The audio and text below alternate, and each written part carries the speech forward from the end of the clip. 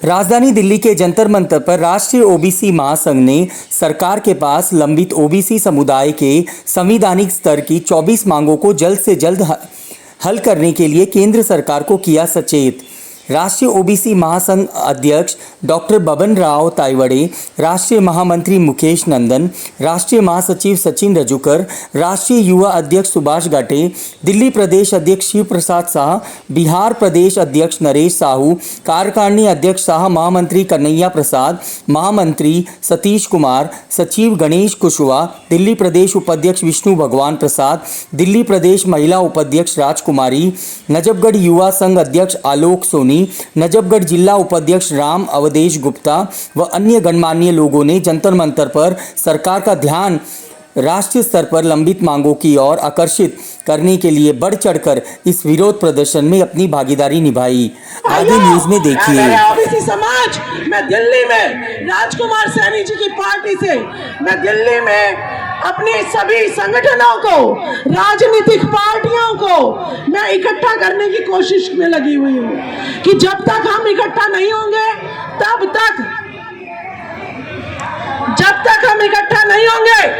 तब तक यूं ही आपका शोषण होता रहेगा।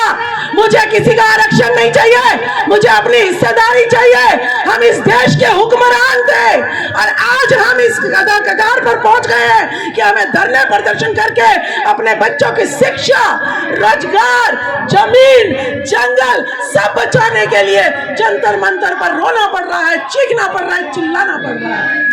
सैनी जी की रथ यात्रा, राजकुमार सैनी जी का याद होगा कि हरियाणा दूधू करके चल रहा था कि जब सरकार ने, मंडल कमीशन ने 52% आरक्षण देना था, लेकिन हमें मिला 27 और उस 27 में से भी अगर आप ओबीसी समाज देखेंगे तो आपको उच्च वर्ग में ए और बी ग्रेड में सिर्फ 6% की नौकरी हरियाणा में है और क्लर्कों में, चपरासियों में सिर्फ 11% की, वो 27 भी आपको नहीं मिल रहा है। मेरा कहना यही है कि जो 1931 में हमारे जातीय जनगणना हुई थी, अभी तक दोबारा नहीं हुई है और मैं वर्तमान सरकार से गुजारिश करूंगी कि वर्तमान जातीय गणना की जाए, क्योंकि जब जनगणना होगी 1931 में तब हम लोग 52% थे और अब कम से कम हम लोग कुछ नहीं तो 60 से 65% हैं। और मैं चाहती हूँ कि जो हमारा 27% का आरक्षण लागू हुआ था, जिसका कि पूरा फायदा अभी भी ओबीसी जो है नहीं उठा पा रहे हैं, उसका फायदा उन्हें पूर्ण रूप से दिया जाए। ऐसी कई सारी मांगे हैं हमारी वर्तमान सरकार से, लेकिन यह मुख्य मांग में से एक मांग है। और मैं चाहूँगी कि अगर इन्होंने हमारी आवाज़ को यहाँ नहीं सुना तो ये धरना आने वाले समय में एक विशाल रूप लेगा। इसका सबसे बड़ा धड़ा ओबीसी जो 1931 में जो है 52% था, अगर आज इसकी जातिगत जनगणना कराई जाए तो ये 60-62 क्रॉस कर चुका है, लेकिन यही सबसे ज़्यादा तराई मान हो रखा है। आरक्षण में जो है 52% लागू होना चाहिए था, लेकिन इसे जो है 5 जजों की न्यायाधीश ने मिलकर 27% कर दिया कि भाई 22.5% SC/ST को मिला हुआ है, तो सिर्फ जो है 27% बचता है। 50% से ऊपर लिमिट जो है आरक्षण की क्रॉस नहीं हो सकती, तो 52 का जो है इन्होंने 27% कर दिया। लेकिन हकीकत में अगर सभी राज्यों में और केंद्र में देखें तो यहाँ पर ए और बी ग्रुप की जो नौकरियाँ हैं, शासन और प्रशासन है, उसमें हमारी भागीदारी 4 से 5% है। और अगर 4th क्लास में देखें, 3rd और 4th ग्रेड में देखें तो हमारी 10 से 11% है। उस पर भी फिर इन्होंने क्रीमी लेयर भी लगा दिया। मतलब हर तरीके से बैकवर्ड को बिल्कुल उठने ही मत दो। इससे धन, जमीन, शासन, प्रशासन, सब कुछ, सत्ता, सब कुछ छीन लो। वो वाली करतूतें सारी सरकारों की नजर आती हैं। इसीलिए ये ओबीसी महासम्मेलन चल रहा है। यहाँ पर तेलंगाना से, महाराष्ट्र से, दिल्ली से, बहुत सारी स्टेट, हरियाणा से, बहुत सारी स्टेट से जो है ना ओबीसी समाज के लोग इकट्ठे हुए हैं और इनमें कई राष्ट्रीय पार्टियों का भी जो है ना समर्थन है। तो इस बार ओबीसी समाज को जो है कोई भी सरकारें नकार नहीं सकती है, अनदेखी नहीं कर सकती है, क्योंकि अब ओबीसी समाज जागरूक हो गया है। वो दरी बिछाने या पिछलग्गू करने की जो राजनीति है उससे वो ऊपर उठना चाहता है, अपने हक लेना चाहता है, अपने अधिकार लेना चाहता है। उसी संदर्भ में जंतर मंतर पर ये प्रोग्राम रखा गया है। क्या कहेंगे आज किन मांग को लेकर आज ये प्रदर्शन है? ये देखिए, ऐसे तो हमारी लगभग 22 मांगे हैं, लेकिन जो मांग है कि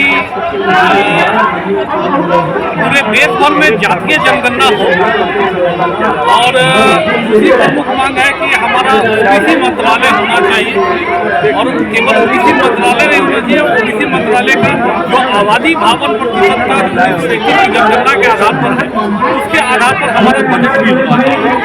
और तीसरी जो सबसे बड़ी प्रमुख मांग है जिस प्रकार से देश में SC/ST की सीटें चिन्हित है कि यहाँ SC समाज का ST समाज के महिलाएं इसी प्रकार से संविधान में अगर जो हमें 27% का आरक्षण मिला हुआ है उस आरक्षण के आधार पर पूरे देश के लोकसभा और विधानसभा में 27% सीटें जो है वो ओबीसी समाज के लिए चिन्हित हो कि यहाँ से ओबीसी समाज का ही कोई पुरुष या महिला जो है ओबीसी समाज का कोई बेटा या बेटी जो है वहाँ से चुनाव लड़े। तो ये सारी प्रमुख मांगों को लेकर आज हम लोग यहाँ जंतर मंतर पर जो है धरने के लिए लोग जो है दिल्ली, हरियाणा, पंजाब, आपके राजस्थान, बिहार, यूपी और आंध्रा, तेलंगाना, महाराष्ट्र देश के अधिकांश राज्यों से हमारे ओबीसी समाज के लोग जो है धरना प्रदर्शन में हम लोग जो है हौसला बढ़ाने के लिए इकट्ठा हो यही अपने राष्ट्रीय ओबीसी महासंघ दिल्ली प्रदेश का मैं कार्यकारी अध्यक्ष और महामंत्री हूँ। आपके मीडिया पर आपके चैनल को सबसे पहले मैं धन्यवाद देता हूँ जो कि आपने कीमती समय निकाल करके यहाँ पर हमारे को कवर किया है। मैं सबसे पहले मांग ये करता हूँ कि हमारे ओबीसी समाज का जातीय जनगणना होना चाहिए देश में भी और राज्य में भी। और इसके अलावा जो हमारा ओबीसी का अलग से मंत्रालय दिया जाए, ओबीसी के साथियों को भी अलग से कुछ जीविका के लिए उपार्जन भत्ता उनको या जीविका भत्ता दिया जाए, क्योंकि बहुत से हमारे ओबीसी समाज ऐसे हैं जिनके पास कोई खेती नहीं, कोई बाड़ी नहीं, कोई मेहनत नहीं, कोई रोजी रोटी नहीं, उनको भी अलग से कुछ जीविका भत्ता दिया जाए। और इस प्रकार से पहले हम ताल कटोरा स्टेडियम पर भी हम धरना प्रदर्शन किए थे। उसके बाद में आज ये जंतर मंतर पर हमारा दूसरा धरना प्रदर्शन है। और केंद्र सरकार और सभी राज्य सरकारों से मेरा आग्रह है कि आज का जो हमारा धरना प्रदर्शन है उसके द्वारा जो भी हमारे कान तक जो जाता है वो वहाँ तक आप ध्यान दीजिए और हमारे मांगों को डिमांड को अपने अमल में लाइए और कार्रवाई पूरा कीजिए और हमारे डिमांड को पूरा कीजिए। इस प्रकार से हम जनता को परेशान करना ठीक नहीं है। अगर जो हम अपना हक मांगते हैं, हम अपना भीख नहीं मांगते हैं। जो हमारा हक की बात करेगा वही देश में राज करेगा, यही मेरा कहने का तात्पर्य है। अगर हमारी सुनवाई नहीं होती है तो अगला प्रदर्शन हमारा आगे की भवन के लिए या हायर हेडक्वार्टर के लिए जो आपका पार्लियामेंट भवन है वहाँ के लिए हम कुछ करेंगे। थैंक यू आपको भी और आपके चैनल को भी। प्रदर्शन में आए हो आप? देखिए, मांगे तो हम लोगों को कई बार हम लोग पहले से भी मांगे कई मुद्दे से हम लोग टोटल 24 मांगे हमारा है। पहला मांगे है कि ओबीसी समाज की जात निहाय जनगणना की जाए और दूसरा आरक्षण पर लगाई गई 50% की सीमा समाप्त की जाए। तीसरा, केंद्र में स्वतंत्र ओबीसी मंत्रालय की स्थापना किया जाए। चौथा है केंद्र और राज्य सरकार के कर्मचारियों के लिए पुरानी पेंशन योजना को तेजी से लागू किया जाए। हमारा छठा है केंद्र सरकार के सभी विभागों में ओबीसी संवर्ग के 27% रिक्त पदों को शीघ्र भरा जाए। ओबीसी कर्मचारियों को पदोन्नति में आरक्षण लागू किया जाए। ओबीसी के लिए लोकसभा एवं विधानसभा जैसे स्वतंत्र निर्वाचित क्षेत्रों की स्थापना की जाए। सभी चैनलों को दे दिया गया है। यही हमारी टोटल मांग है। आगे मांग पूरी नहीं होती तो आगे क्या करोगे आप? आगे तो अभी सिर्फ हम लोग कार्यकर्ता, आगे तो हम लोग ये मात्र ये लिमिट मात्रा में हम लोग दिल्ली प्रदेश के अपना कार्यकर्ता लोग हैं और हमारे राष्ट्रीय अध्यक्ष जी भी आए हुए हैं और हम लोग अभी तो सिर्फ कार्यकर्ता का हम लोग आह्वान करते हैं। अगर हमारी मांगे पूरी चीज करेंगे तो हम लोग विशाल रूप पकड़ लेंगे, नेशनल लेवल पे पूरा संभालना मुश्किल हो जाएगा। लोकल बॉडीज में ओबीसी समुदाय को 27% आरक्षण मिलता था, लेकिन अभी 4 मार्च 2019 को सुप्रीम कोर्ट का जो जजमेंट आया उसके कारण SC/ST और ओबीसी मिलाकर 50% के ऊपर नहीं जाना चाहिए और वो भी ट्रिपल टेस्ट करने के बाद। ये ट्रिपल टेस्ट करने के बाद अभी जो स्टेट में लागू हुआ वहाँ पर हमारा 27% से घटकर कहीं 5% रहा, कहीं 10%, कहीं 15%। तो हमारी ये मांग है कि पूरे देश में लोक संख्या के अनुपात में या कम से कम 27% आरक्षण ओबीसी समुदाय को मिलना चाहिए।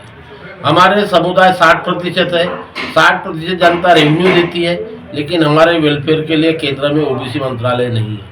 ये ओबीसी मंत्रालय हमारे लिए बनना चाहिए।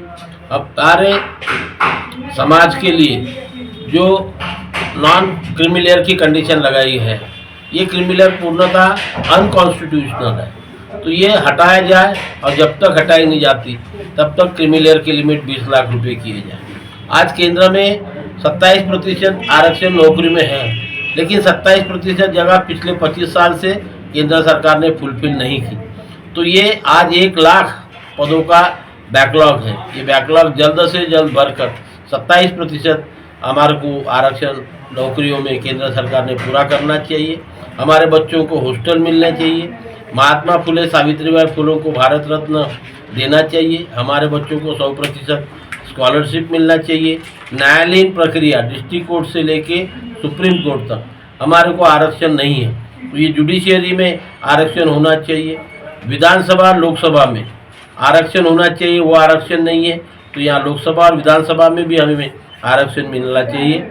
हमारे खेत मजदूर है, किसान है, ये 60 उम्र के 60 साल के बाद काम करने के योग्य नहीं रहते, उस वक़्त उन्हें जीना भी मुश्किल हो जाता है। जो जिंदगी भर लोगों को खिलाता है उसके खाने के वांदे होते हैं, इसलिए किसान और किसान मजदूर को 60 साल के बाद में पेंशन लागू करनी चाहिए। इस तरह की 24 मांगों को लेकर आज हमने जंतर मंतर पर धरना कार्यक्रम किया और इस मांगों की ओर केंद्र सरकार का ध्यान आकर्षित करने का प्रयास किया, और इस प्रयास के माध्यम से हम केंद्र सरकार से अपील की कि जल्द से जल्द हमारी ये संवैधानिक मांगे, मैं वर्ड यूज़ कर रहा हूँ, ये संवैधानिक मांगे पूरी कर सारे देश के ओबीसी समाज को न्याय देना चाहिए। सरकार में जो हमारे SC ST OBC या भाई काम करते हैं उनकी पेंशन हटा दिए, ये पुरानी पेंशन योजना फिर से सरकार ने लागू करना चाहिए, ये भी हमारे वहाँ पर प्रमुख मांगे में है। ठीक है सर।